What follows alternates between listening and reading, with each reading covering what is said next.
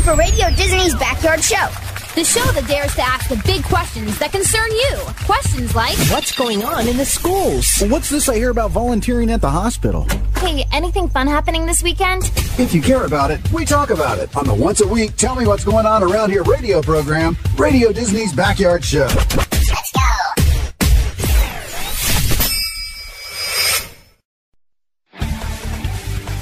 Good morning, everyone, and welcome to another exciting episode of Radio Disney Cleveland Backyard Show. My name is Taylor, and I'm actually looking for things to throw. Now, I'm not mad. I just really am hoping that if I throw them, they'll come back to me, because I heard there's a really cool item that does that. And so we're going to be talking to Logan Broadbent all about this item called a boomerang. Good morning, Logan. How are you? Hi, good morning, Taylor. Hi, listeners. I'm doing great. How are you? Good. Really good. But so far, none of the items that I've thrown have come back to me. Well, you know what? It sounds like you don't have a boomerang, do you? Oh, no, I don't. So that's the only thing that's going to work? You know, you could throw a basketball straight up in the air, and it'll probably come back to you, too. Oh, yeah, that gravity thing, right? Yeah, the whole gravity thing, right? So this boomerang thing, let's kind of jump right into it. So what is your profession, and why would it involve boomerangs? Well, believe it or not, I compete on the United States boomerang team. So I travel. I don't believe it. I travel all around the country and around the world every 2 years, and I compete on the U.S. team throwing and catching boomerangs. How interesting! And okay, is this your full-time job? No, it's not my full-time job. I have another job to pay the bills. I work for a company on the east side of Cleveland. So you're located right here in Cleveland, and this is kind of just like a very, very, very, very glorified hobby that you do. Exactly. That's right. Oh, my goodness. Okay. So we've been talking a little bit about this thing called a boomerang, and that it's something that I throw and it comes back to me, but maybe people out there aren't really sure exactly what it is. Can you explain a little bit about what a boomerang is? Sure. Yeah, so most of your listeners will know a boomerang as kind of a V-shaped piece of wood or plastic that you throw out in front of you, and it curves around and comes back. Okay. But over the years, we've developed better materials and better technology, and boomerangs have evolved into something much, much cooler. So most of our competition boomerangs today actually have 3 or 4 wings, as opposed to just the 2-wing model that some of us may be familiar with. And they're made from high-tech materials like phenolic, fiberglass, carbon fiber, as well as, of course, traditional wood and plastic. But this boomerang, it has wings, and when you throw it, it spins. And each of those wings uses Bernoulli's principle of lift to generate lift and allow it to turn through the air and come all the way back. So it's actually not magic, it's physics that allows the boomerang to return. It's really a lot of science then. So you're really a science guy then, right? Absolutely, yeah. We deal with everything from gyroscopic precession, differential lifts, centrifugal force, moment of inertia, angular momentum, and torque. Okay, I think you lost me at boomerang.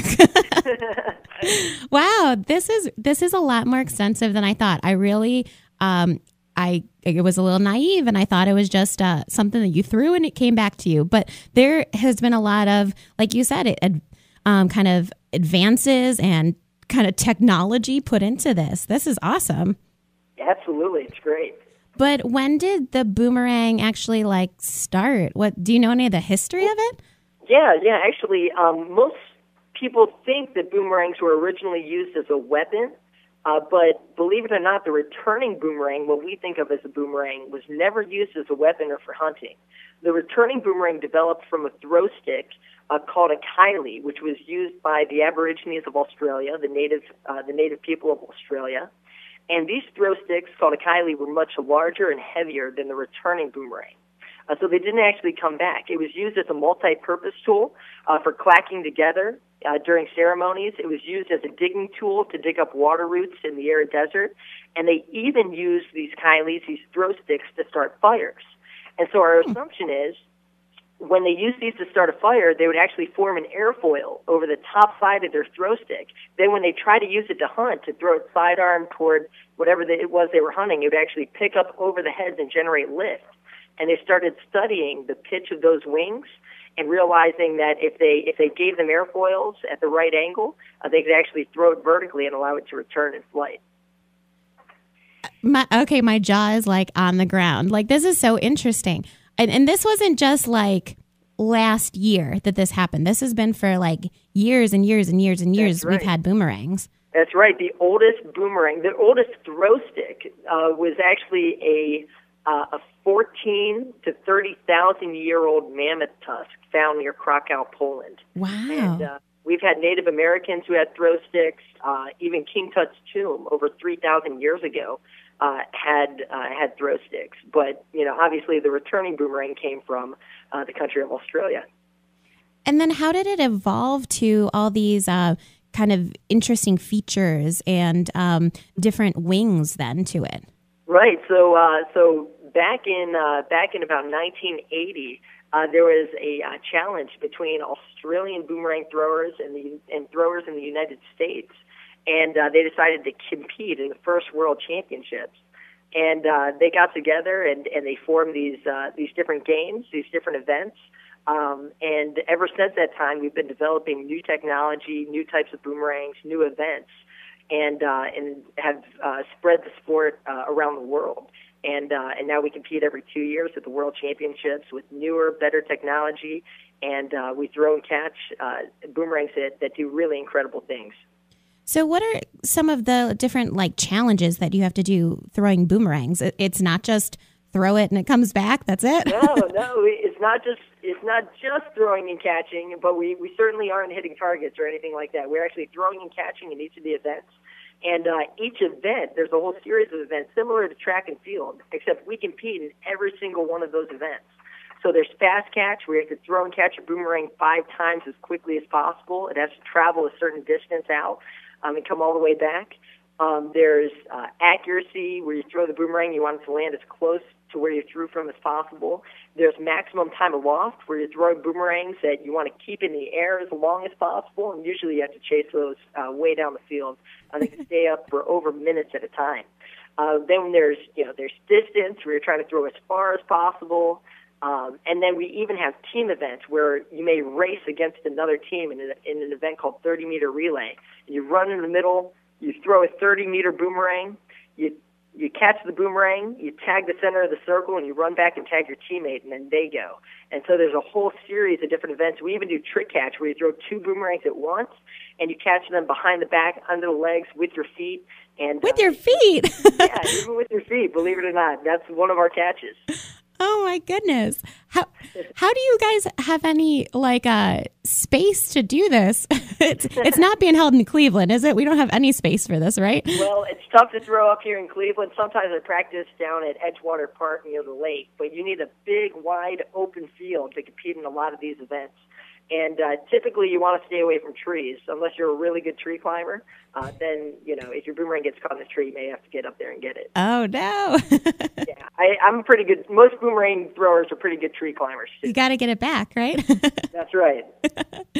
So, all right, how did you ever start with this hobby, with boomeranging? Well, Taylor, I've been throwing boomerangs since before I can remember. My dad was actually involved in the sport for a long time and has been a member of the United States boomerang team. His name's Gary Broadbent. He does school presentations all over the state of Ohio. All right, so listening out there, anybody who goes to school and wants a really cool presentation, I think that's the person to come in. Yeah, the Boomerang Man, the best school presentation in the state of Ohio, and he got me started from a very young age, and I throw and catch boomerangs, from as a child, and got on the U.S. team, my first U.S. team in 2002 when I was 14 years old, and I've been on the U.S. team ever since.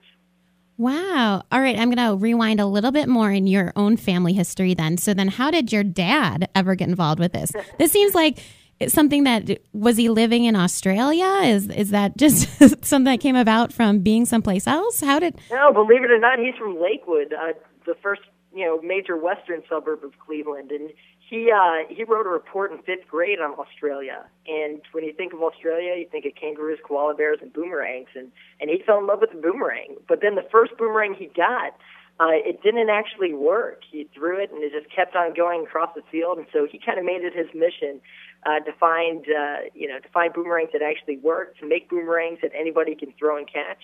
And he really, kind of fell in love with the sport and made it his living. So he's been throwing boomerangs ever since fifth grade.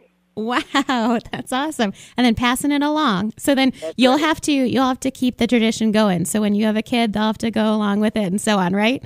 Exactly. Yes, absolutely. So you said that he makes them. Is that something then, like, as a family, you only use your family's boomerangs? Is that why it's you guys win, right? Yeah, so, I mean, a big part of the sport is having the best boomerangs and best technology and understanding the physics behind the boomerang and how to make it work. So we had to study really hard in school to be a good boomerang thrower. But we make most of our own boomerangs at home in Canton, Ohio. And then I also, get boomerangs from teammates and from friends who maybe purchase boomerangs from other competitors who make them. And it's important to have a good working boomerang because a lot of the ones you go out and buy in stores just don't work. They don't have the right aerodynamics to return. That's what I was just going to ask about. If you've seen a boomerang in like a toy store, this wouldn't be the same technology as what you're throwing, right?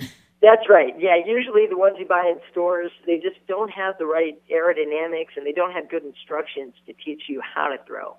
All boomerangs in the world are actually thrown straight up and down vertically, and most people think you throw them like a frisbee or something like that. But that was me. That's what I thought too. Yeah. It's actually more like a baseball throw than it is anything else. Interesting. Yeah. So, okay, let's go back to you're on the United States Boomerang team. How many people are on the team with you? We actually have, we are sending 2 squads for the U.S. Boomerang team, so a total of 12. Wow. My squad is 6 throwers, consisting of 3 teammates from Seattle, Washington. My friend Dan and Richard Bauer, who are twin brothers, and then our buddy James Stickney, live out in Seattle. My friend Billy Brazelton is originally from Seattle, but now lives in Salt Lake City, Utah. And my friend Adam Stankiewicz is from Wethersfield, Connecticut. So we all competed against one another at team trials, and we ended up, taking the top 4 spots, and then selecting 2 teammates to also be on our team. Then the second squad consists of Will Gix, Betsy Lumiali Gix, Brian Wisner, and Stevie Cavanaugh from Seattle, Washington, and then George Essig is from St. Louis, Missouri, and Kenny Barr is from right here in Cleveland as well. So we're from all over the U.S., quite a few from Seattle and Cleveland, but we're from all over. Yeah, is there something in the Seattle air that just makes them want to throw boomerangs? Yeah, I guess so. Maybe there's nothing else to do out there. Right, yeah, I don't know. I've never been there.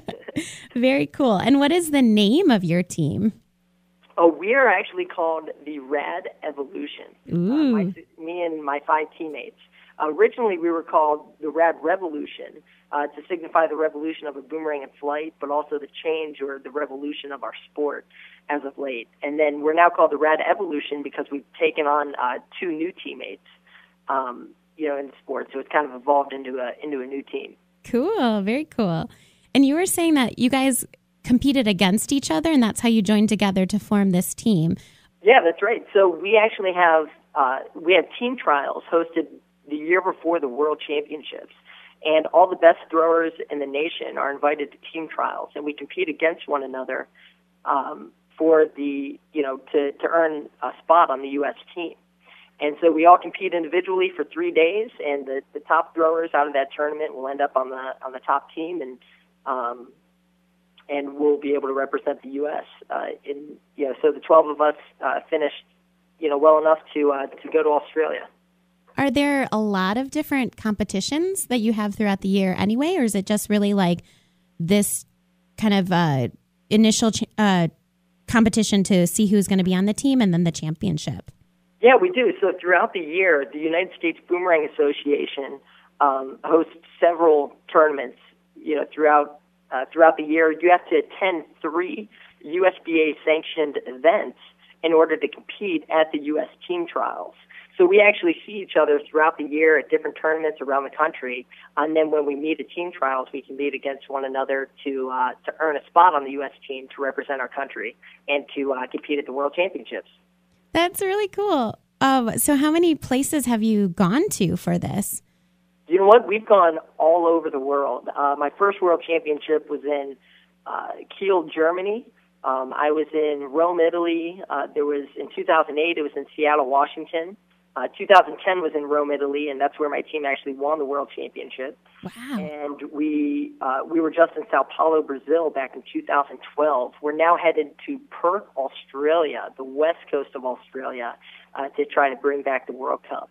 Ooh, it's going to be tough out there in Australia, right? It will be. It'll be warm. It'll be windy, but we're ready to go. We've been training all winter long, and we're ready for some better weather. Yeah, right. We're hoping you bring it back here to us too. That's right. If you can throw in 2 feet of snow, you can throw in 80-degree sunshine. Yeah. How do you train? What do you do? Do you just do a lot of like finger stretches or? Well, actually, most of our training, a lot of us do some cardio to stay in shape, especially during the winter. And then it's a lot of throwing and catching, getting out there and practicing with the boomerangs that we have, building new boomerangs to compete in different weather conditions, and really getting to know the equipment that we use in competition, and being able to react to changes in the flight of the boomerang. You have to think about how hard you're throwing, how high you're throwing, how much spin you put into the boomerang, the angle that you're throwing, and which direction you're throwing in relation to the wind. So it's actually much more involved than most people would think. So we're out there all the time in the parks and throwing and catching, practicing each of the different events. Wow. And then when are these World Championships, like, coming up? Yeah, so the World Championships are held, they're going to be April 12th through the 23rd in Perth, Australia. So we're going to have 3 days of team competition, and there's also going to be a couple days of individual competition. So it really is coming up. So you've been working really hard then. We have. I just got back from Seattle, Washington this weekend, where me and all my teammates were training together to prepare for the World Cup. Awesome. That's good that at least you guys get together a little bit, being so far away from each other to practice, right? Yeah, we spend a lot of time training apart, but we have a lot of long conversations, long email messages back and forth about how training's going, what kind of thoughts we have, and we help each other out. We send each other boomerangs in the process. Very cool. Well, I was going to say you could just like write a little message on it and throw it to them, but then it would just come back to you, right? Oh, exactly. Yeah, if I was a bad boomerang thrower, I might be able to throw it and get it there. Right, yeah. Is there any way that we'll be able to watch you on these World Championships? Are they shown on TV? Well, unfortunately, it won't be shown on TV here in the States. Oh, boo. But there will be some local media covering it in Perth, and you can always check us out at the United States Boomerang Team Facebook page, and then there's also the USDA.org. But your best chance of following the team and seeing our progress is checking us out on Facebook, the United States Boomerang Team. So kids out there, make sure that you get your parents' permission, and then, of course, follow them on Facebook. I know I'm going to be, because I want to find out all about what's going on. That's so cool. Yeah, so if likes. yeah, lots and lots of likes. Big thumbs up. So if anybody listening out there, Logan, wants to start to learn a little bit about what I call you a boomeranger, a boomerang is? Boomerang thrower, boomeranger. We're called a lot of things, but I think boomerang thrower might be the best. I think you're probably called cool most often, right? Because this is pretty cool. Sometimes nerdy and dorky. No, I like that too. But yeah, if you want to learn to throw and catch boomerangs, then the key is getting good boomerangs that work. So I would, where can you get good boomerangs? That's the trouble. It's hard to find good boomerangs that work. I guess you just got to research online, right? Is that the way to kind of learn what to do? So the key to, if you want to start throwing and catching boomerangs and you want to learn how, is you have to have a good working boomerang. And those are few and far between. They're hard to find. So I would check out the United States, if you get your parents' permission, send us a message on Facebook, and we'll get you links to good places where you can buy boomerangs that actually come back. Nice, good. And maybe even then we can get some we can have you guys come for some autograph sessions and everyone can get their autographs, your autographs on some boomerangs, right? Yeah, that'd be awesome. Yeah, we love signing boomerangs and teaching everyone to throw. That'd be so cool. Oh my goodness. I'm totally going to be at a class. I want to learn. Definitely. So for those of you guys listening out there, we've been talking to Logan Broadbent. He is on the United States Boomerang team. Hard to believe that we actually have a Boomerang team for the United States. I didn't know. Now we know. Now we know that we've got to go to usba.org. We also got to visit their Facebook page with our parents' permission and find out more about these world championships coming up next month. This is crazy. Yeah, we can't wait. It's great. Hopefully we can bring back a championship for the USA. So if you do bring back a championship, is it sort of like a medal like the Olympics that we were just watching, or is it big trophies, or actually, what would it be?